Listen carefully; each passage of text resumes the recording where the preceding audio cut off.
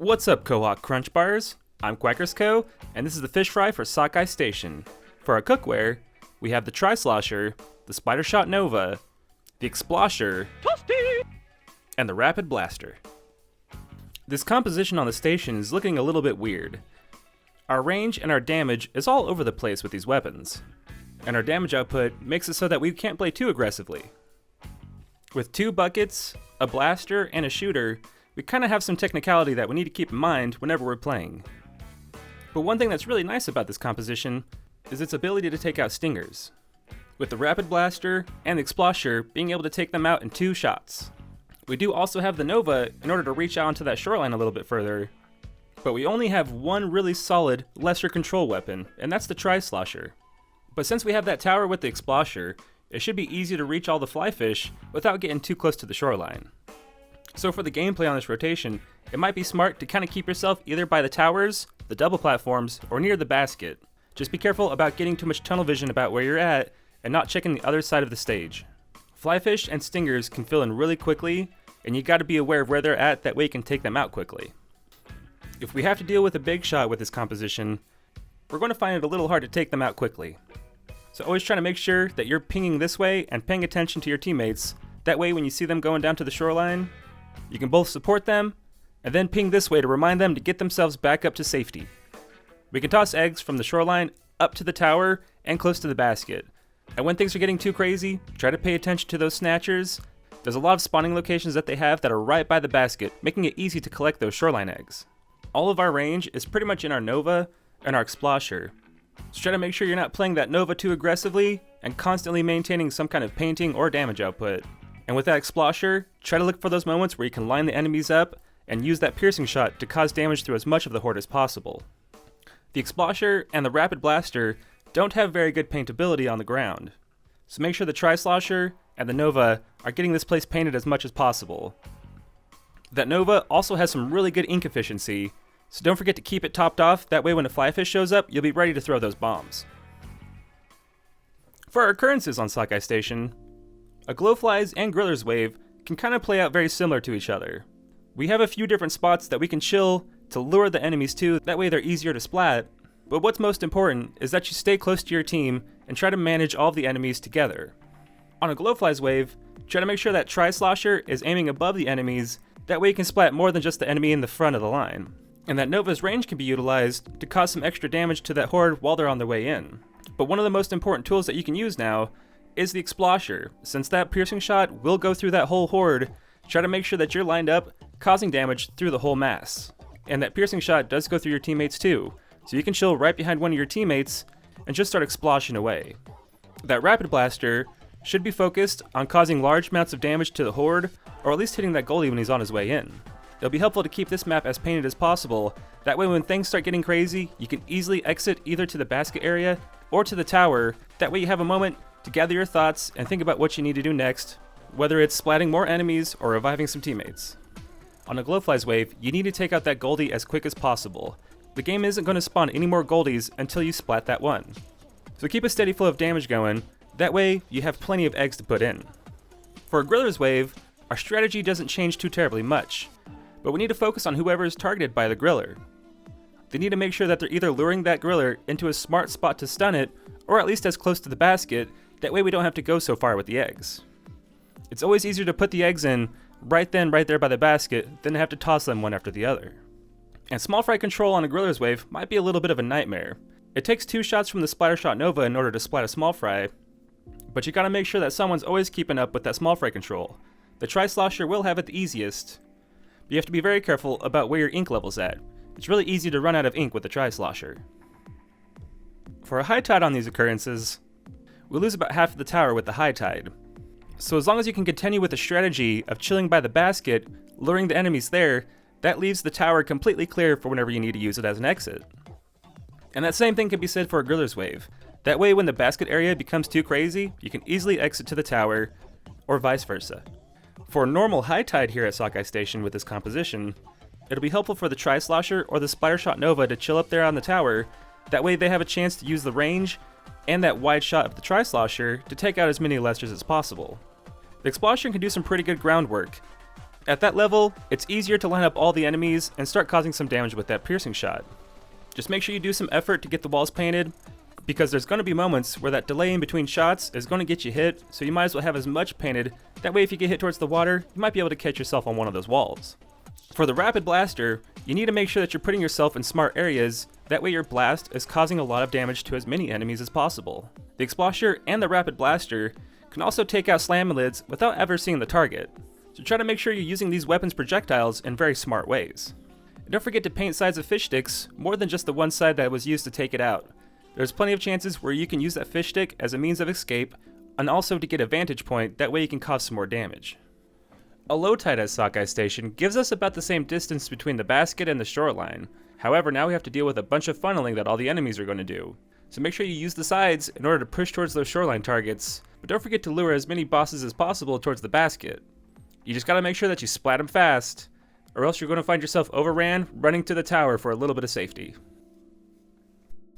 For a Quahog charge, the Tri-Slosher and the Splattershot Nova definitely have the best mobility, and with the awkward fire rate of the Explosher and the Rapid Blaster, try to keep those two in the turrets, that way the Tri-Slosher and the Nova can run those eggs. Keep those Quahogs at bay, and keep spawning those golden eggs, that way that's all your egg runners need to focus on, is just getting those eggs in.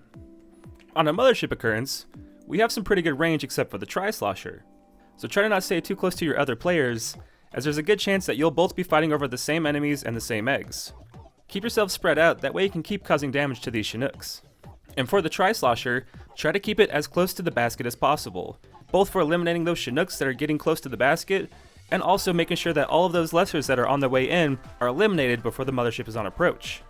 Our range is just short enough that it's hard to cause some damage to that Mothership on approach. However, with that Explosher, you can easily cause some damage when it's getting pretty close, and then when that Mothership is connected to the basket, start lobbing some shots directly onto the top of it. There's a good chance that that shot will pierce through a Chinook, splatting it, dropping the egg right by the basket, and causing some damage to that Mothership. Spawning eggs from the Mothership when it's right there by the basket is one of the easiest ways for getting eggs on a Mothership wave. For a low tide Mothership, we do deal with those Chinooks landing behind the basket, so just like a normal tide Mothership, keep yourself spread out and keep causing damage. Try to not spend too much time watching an enemy come in when there's so many other enemies that have already landed and you need to take out. One of the worst things that can happen on a Mothership is to get overran while the Mothership is at the basket, so splat things fast, that way you can focus on the Mothership when it's there. For a Mudmouth occurrence, we have the Explosher that has the bomb properties on its projectile.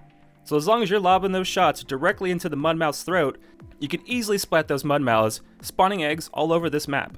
And as long as you're relentless about it, only maybe putting in one egg per Mudmouth you take out, you'll be able to take out the Mudmouths before the Lessers are spawned. This will make it so that the only thing that your teammates really need to worry about is running eggs, and you can easily get over 100 on a wave, as long as you're staying consistent with your aim, and they're sending out all those golden Mudmouths. So do as much as you can with that Explosher to spawn as many eggs as possible, and Mudmouth waves are insanely fun. On a Goldie Seek at Sockeye Station, the strategy still works for opening up a gusher as quick as possible when the wave starts. The smartest ones that you can open are the ones furthest away from the basket near the shoreline, which the height will indicate where it might be. If all three of the gushers on the shoreline are short, then you know it's the one right by the basket. And if any of them are tall, then you have that much more information to go on to find that Goldie next. On a high tide Goldie Seek, the gusher on the double platform is not connected to the other three. So if you open up the gusher by the basket, and it's short, then you know it'll be the one by the double platforms.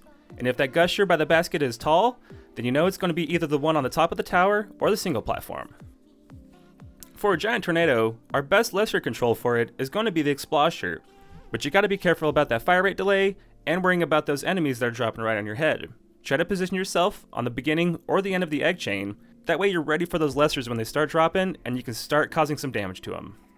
Keep a steady flow of lesser control and it makes it so much easier to toss these eggs and get them into the basket. This is kind of an awkward composition for Sockeye Station, but that doesn't mean we can't get this place painted and get some really good egg scores. Alright, let's get into the cookware. Our first cooking utensil is the Tri-Slosher.